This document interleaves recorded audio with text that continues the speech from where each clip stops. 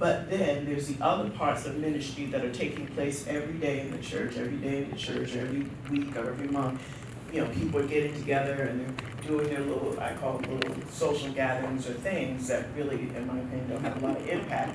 But how do we incorporate those individuals into a ministry of this nature for the purpose of changing the doctrine of that particular ministry, the mindset of that particular ministry, so that it can have impact when returning citizens come and show up at our church?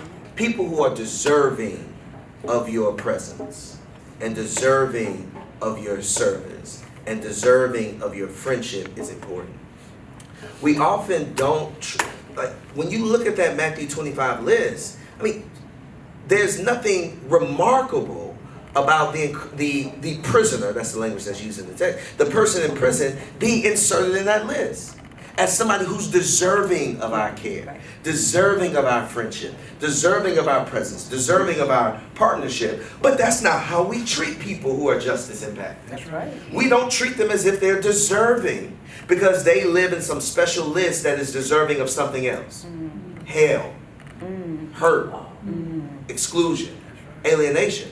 Well, what if we actually normalize the fact that people who have been just as impacted are deserving of our love? That giving them love does not take away from love we would give anywhere else. Because love is that elastic, it's that durable, it is that agile, that we actually should have a religion that knows how to love people who've been to prison. Amen.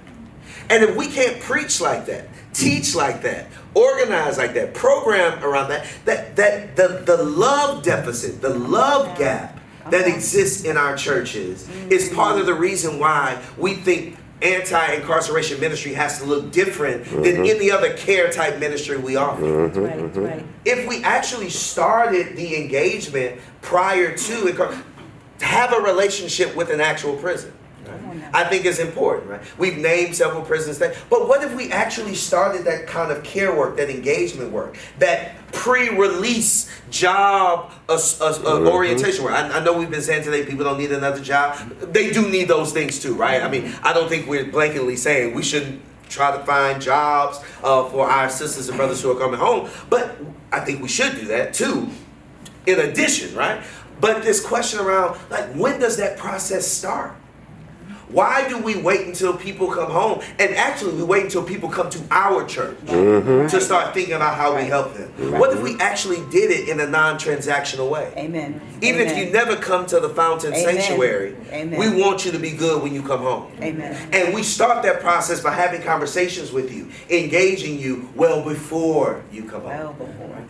We go into the prisons and we don't just go there to preach and to teach, but we actually go there to build relationships, to do community, because we actually want to do life with you. Because there's an asset that you have to offer simply because you're a human. I think those are the kinds of things that come to mind when I think about prison. But that first question around, if we just actually believe they deserve X, Y, Z, the ideas will just flow. We'll know what to do because we know what we need. Amen. We know the kind of support we want our children to have. We want our uncles and aunts to have. And guess what? They are people just like us who are in need of some pretty critical things that are legally denied to them because of how we structure our laws. But